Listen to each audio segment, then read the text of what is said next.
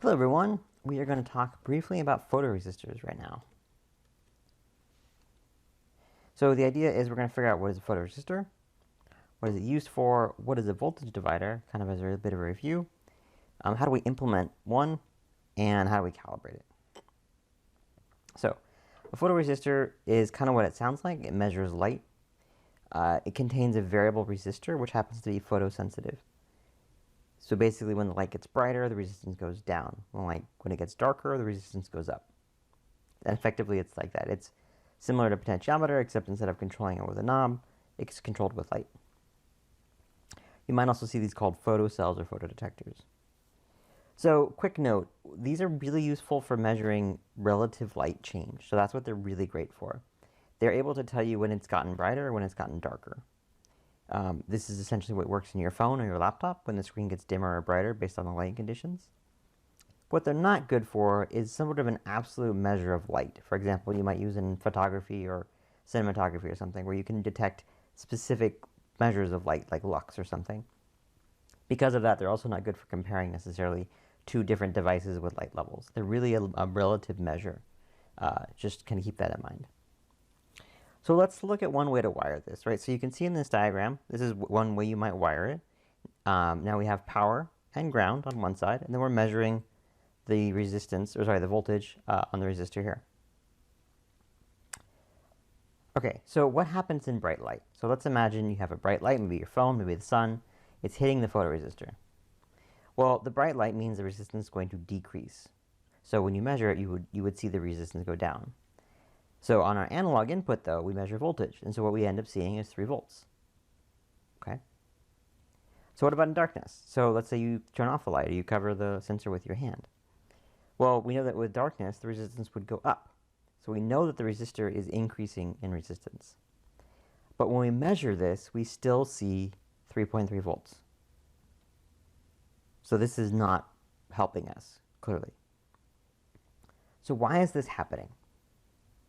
So I want to pause just for 5 seconds. I want you to think about why are we having this problem? Why, if I'm telling you the resistance is going up and down, are we not able to see the change? Let's review potentiometers, because potentiometers were another kind of variable resistor. So remember that with a potentiometer, that when when the resistance changes as we turn the knob, we're able to measure a voltage change, which is not what we see here, right? Here we don't see the voltage change.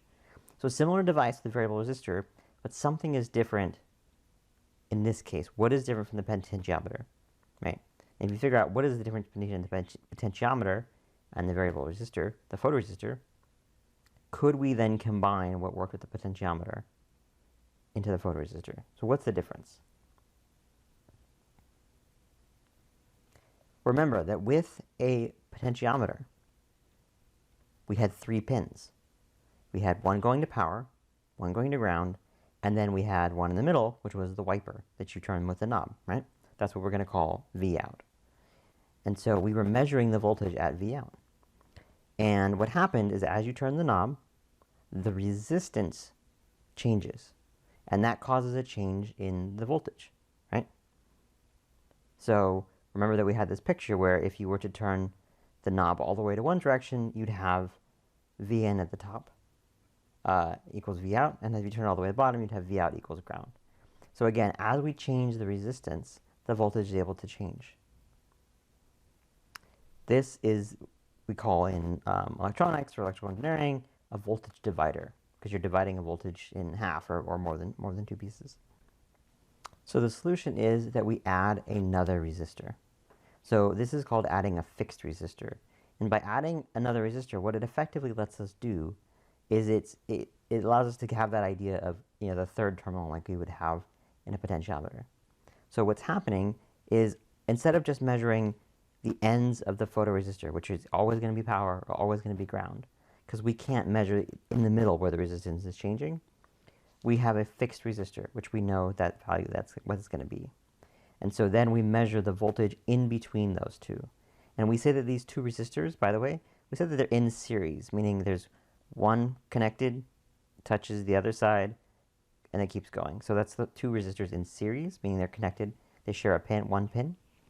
So we measure the voltage in between them. And what happens is as the resistor that's fixed stays put, the other one will change in its resistance level.